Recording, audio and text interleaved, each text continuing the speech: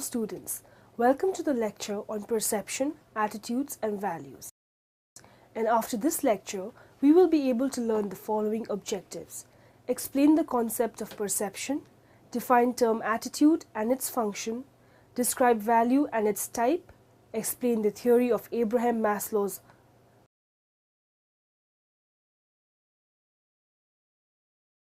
Let's start with the concept of perception, attitudes and values.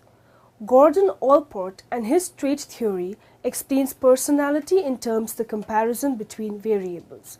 He argues that the characteristic of extraversion explains personality in a way a person is more sociable or reserved. A second important fact is the agreeableness of the people. People can be war or antagonistic depending on a certain circumstances they are involved in. In order to know if a person is hardworking or unreliable, he considers the term conscientiousness to explain this conduct. The emotional stability gives an idea of how the people used to behave and face day-to-day problems. People can be calm or insecure in this case. Finally, he analyzes how much openness to experience is a person in terms of creativity or narrow interests brings a person when giving response to a certain responsibility or situation more related in an organization environment. It is important to say that as well as in personality, each person perceives a situation in a different way. Perceptions are influences by individuals' view of the world as their expectations, feelings, values, beliefs, language, experience, self-image among others, which make the perception of the reality dissimilar. In organizations, the perception of someone is influenced by factors such as stereotypes, judgments, mood among others that do not allow people clearly define how is somebody and which are his or her intentions. These factors are usually considered as the principal barriers between the perceiver and the target. Let us now discuss the perception. Perception is a process by which individuals organize and interpret their sensory impressions in order to give meaning to their environment. Individuals are unique in that they possess their own lens to form conclusions about the very same situation. People see things differently and depending on their background, education, the current situation, and mood are all prone to make different rational interpretations of the exact same situation. If a manager perceives something in one way or another and bases an important business decision on the perception, the organization will either benefit or not benefit from the decision. Managers should understand the facts along with the situation in order to conclude with an appropriate decision. A manager's perception and decisions will affect the organization's behavior. One's perception and decision will trickle down and may initiate several other decisions decided by the organizational associates. People, especially subordinates, base decisions off of one's individual's perception and decisions. Perceiving is probably the most important condition of being alive. It provides awareness of the world and defines what we call reality by organizing and interpreting information gathered from the limited band of reception of our senses. The purpose of our senses has been evolutionary. Their goal has been to establish reality as something that happens to us, but what we perceive is not what is out there. There is no inherent value in the incredibly complex patterns of light that fall into our eyes, and yet we see coherent forms and motions, enabling us to survive by distinguishing between a flower and a truck running towards us full speed. If we realize that our sensory perception are only an evolutionary tool and not the ultimate reality, then we can start seeing life as a whole undivided totality of which we are an active part. The ancient scriptures describe the world as illusion or Maya because of the difference between what we perceive as real and what is real, while our classical worldview, instilled through the philosophies of Newton and Darwin, prevents us from accepting a different paradigm. In the meantime, the implication of modern science discoveries are creeping in our mindset, and our understanding of what reality is evolves, while science is trying to answer some of the questions raised by humans since time immemorial. As the quantum physicist David Bohm said, the attempt to live according to the notion that the fragments are really separate is in essence what has led us to the growing series of extremely urgent crises that is confronting us today. Perhaps the mystics are right stating that there is no inside self separate from the outside world, but rather one seamless intimate totality, always changing when viewed from the object perspective and never changing when viewed from the perspective of the totality. There is no outside world, there are no others. We are complex living systems, part of each other and the larger world we inhabit. The world is in me as much as I am in the world. Perceptive shortcuts are often used when judging other individuals. What does perceptive shortcut mean? Perceptive shortcut, simply put, is making a quick assumption based on the results of specific behavioral evaluation techniques. There are a few behavioral evaluation techniques. To name a few, there is the selective perception technique, which refers to the collection of bits and pieces of information and interpreting them based on interest, background, experience, and attitude. There's the halo effect, which refers to draw a general impression based on a single characteristics, that is, intelligence. Perceptual process perception, as revealed by the definitions, is composed of 6 processes, viz. Receiving, selecting, organizing, interpreting, checking, and reaching to stimuli. These processes are influenced by the perceived and the situation. The perceptual process is a sequence of steps that begins with the environment and leads to perception of a stimulus and an action in response to the stimulus. This process is continual, but do not spend a great deal of time thinking about the actual process that occurs when perceive the many stimuli that surround at any given moment. The process of transforming the light that falls on our retinas into an actual visual image happens unconsciously and automatically. The subtle changes in pressure against skin that allow to feel object occur without a single thought. In order to fully understand how the perception process works, we will start by breaking down each step. The steps in the perceptual process: the environmental stimulus, the attended stimulus, the image on the retina, transduction, environmental stimulus. The world is full of stimuli that can attract attention through various senses. The environmental stimulus is everything in an environment that has the potential to be perceived. This might include anything that can be seen, touched, tasted, smelled, or heard. It might also involve the sense of proprioception, such as the movements of the arms and legs or the change in position of the body in relation to objects in the environment. For example, imagine that you are out on a morning jog at your local park. As performed workout, there are a wide variety of environmental stimuli that might capture attention. The tree branches are swaying in the slight breeze, a man is out on the grass playing fetch with his golden retriever, a car drives past with the windows rolled down and the music blaring, a duck splashes in a nearby pond. All of these represent the environmental stimuli, serving as a starting point for the perceptual process. Attended stimulus. The attended stimulus is a specific object in the environment on which our attention is focused. In many cases, we might focus on stimuli that are familiar to us, such as the face of a friend in a crowd of strangers, at the local coffee shop. In other instances, we are likely to attend to stimuli that have some degree of novelty. From earlier example, let us imagine that during the morning jog, focus our attention on the duck floating in the nearby pond. The duck represents the attended stimulus. During the next step of the perceptual process, the visual process will progress. Transduction. The image on the retina is then transformed into electrical signals in a process known as transduction. This allows the visual messages to be transmitted to the brain to be interpreted. Neural processing. The electrical signals then undergo neural processing.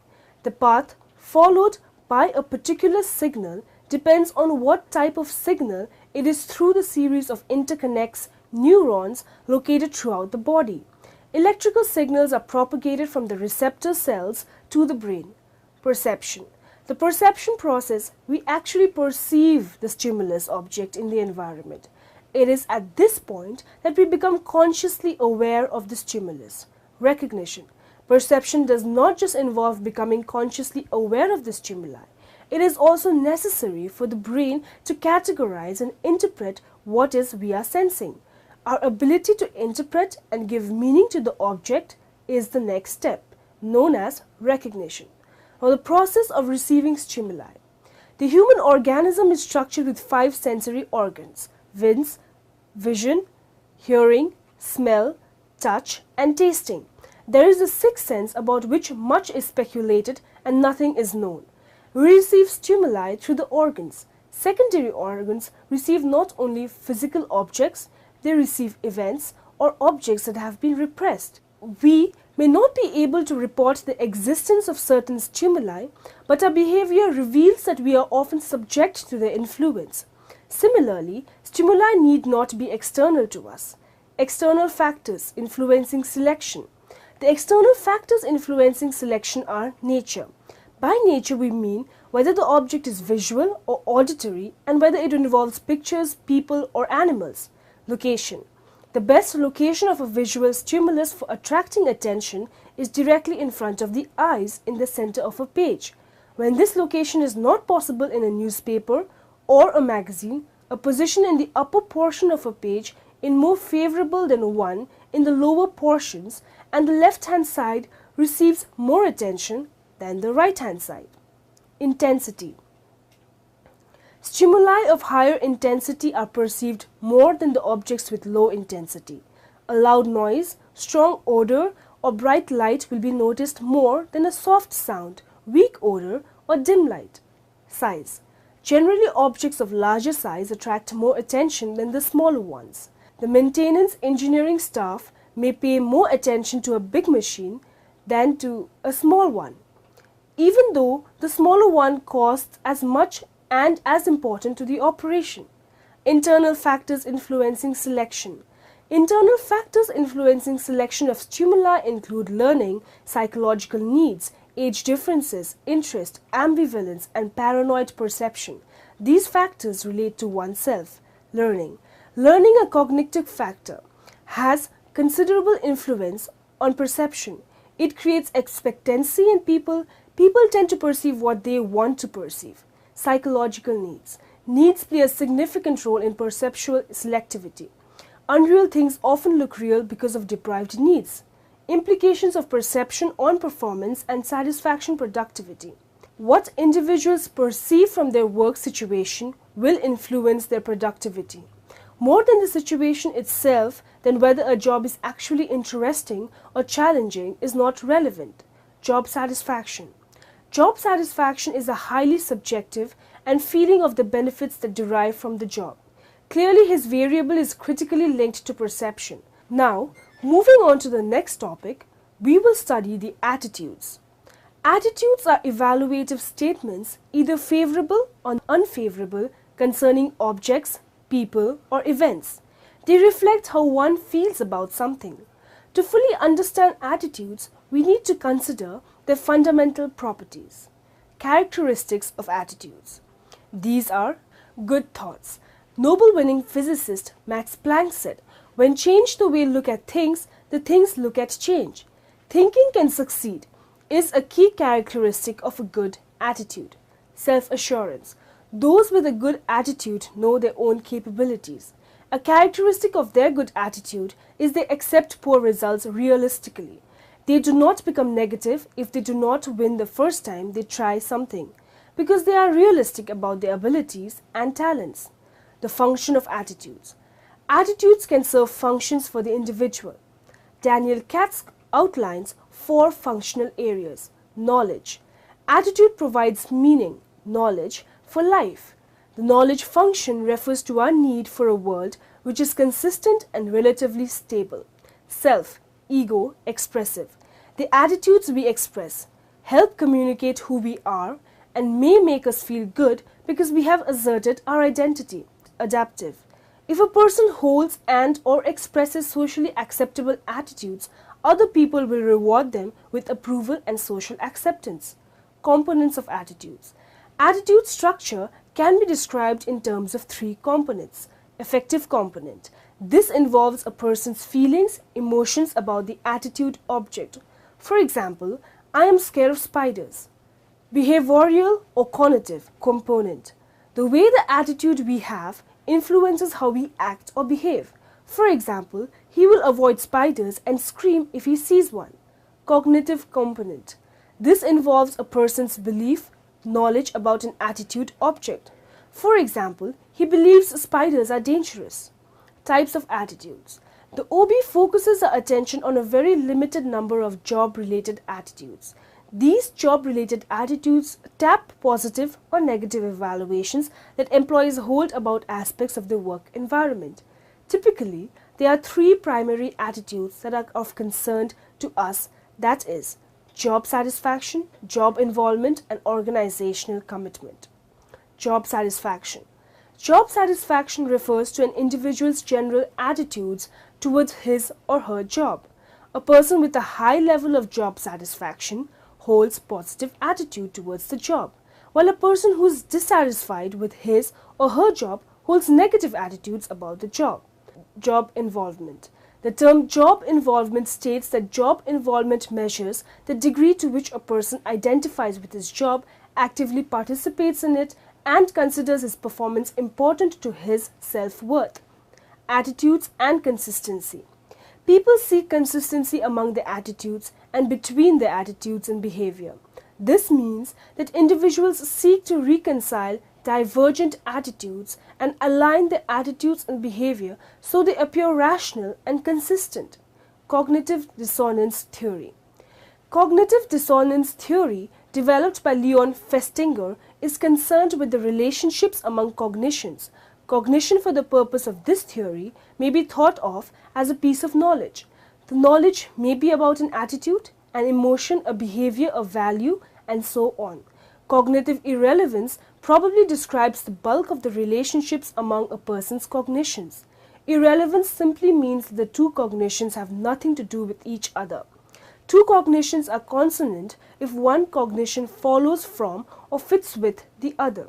People like consonance among their cognitions. We do not know whether this stems from the nature of the human organism or whether it is learned during the process of socialization.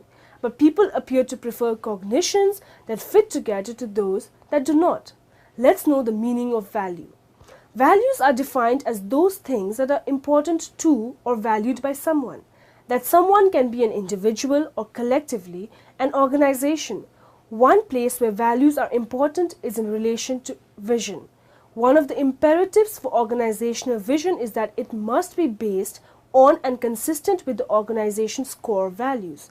In one example of a vision statement we will look at later, the organization's core values, in this case integrity, professionalism, caring, teamwork, and stewardship, were deemed important enough to be included with the statement of the organization's vision.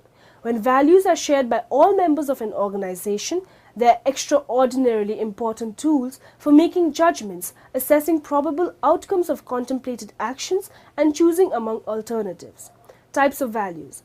Personal values define who an individual is. They serve as guides in handling situations and interacting with others.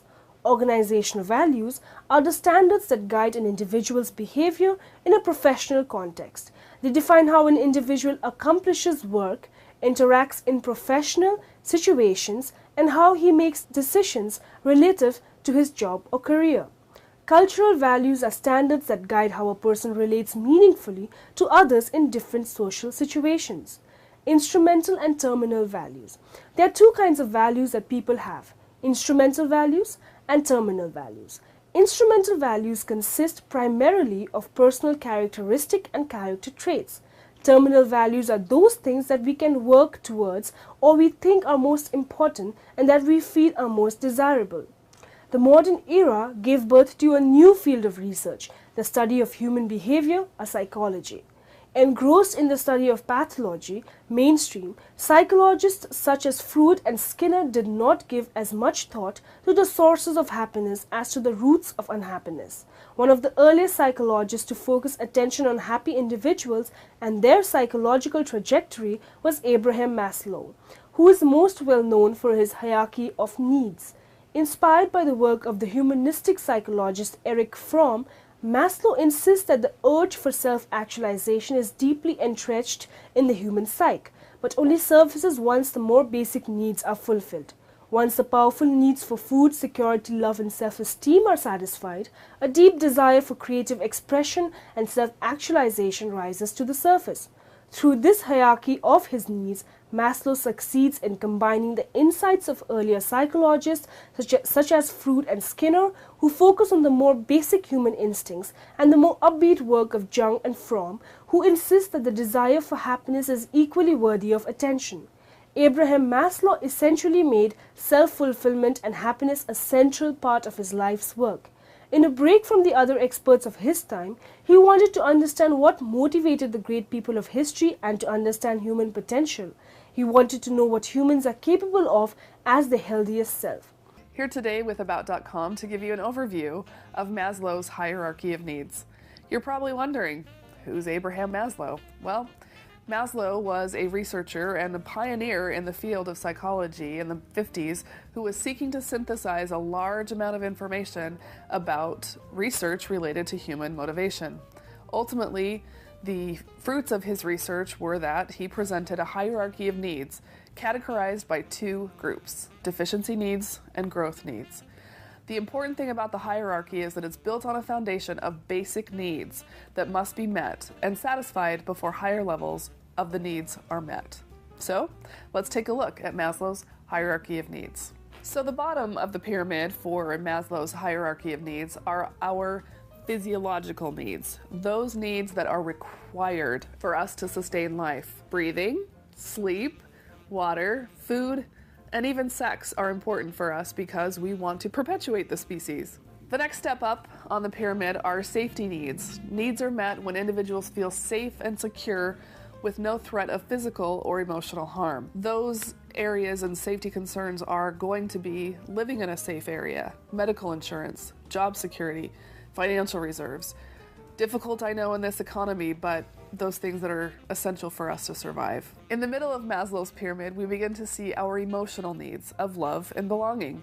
Once a person has satisfied the physiological needs like sleep and breathing, and safety, living in a safe area and knowing that you are secure from threat or harm of danger, higher needs become more important. Our need for friends, our sense of belonging, and our ability to give and receive love. These are all emotional needs that need to be met as we continue through Maslow's hierarchy of needs. Next, it becomes important as autonomous human beings to experience a sense of esteem, to feel good about ourselves.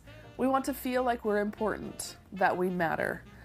Those things that make us feel important and that we do matter on this earth are self-respect, achievement, attention, recognition, and our reputation. Finally, the apex of Maslow's hierarchy of needs is self-actualization.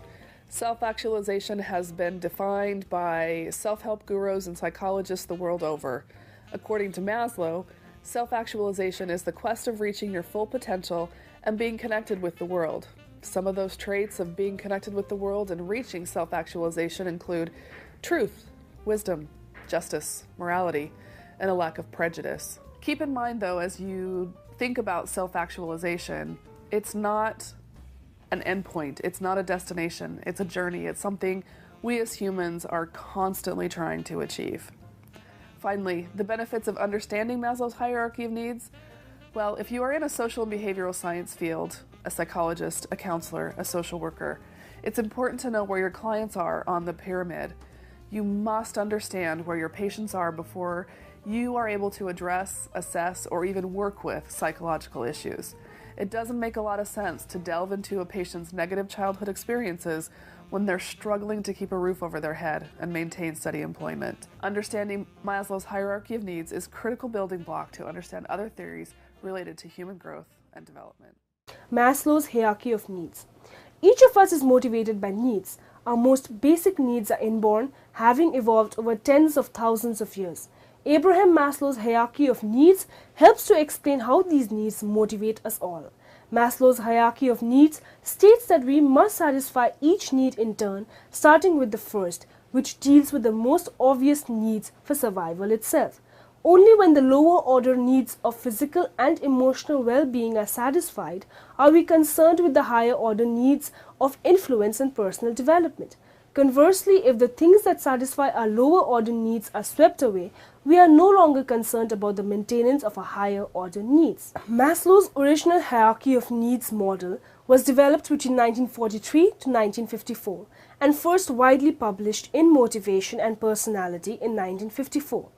At this time, the hierarchy of needs model comprised 5 needs. This original version remains for most people the definitive hierarchy of needs. Now in the end, let us summarize what we have learned in this lecture. Perceptions are influences by individuals' view of the world, as their expectations, feelings, values, beliefs, language, experience, self-image, among others, which make the perception of the reality dissimilar. Perception is reality, and all managers must factor in this fact when making crucial business decisions regarding people. This process is continual, but do not spend a great deal of time thinking about the actual process that occurs when perceive the many stimuli that surround at any given moment.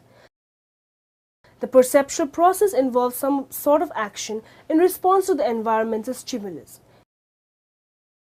Employment interview is an important input into the hiring decisions, and perceptual factors influence who is hired and vis-à-vis the quality of an organization's labor force.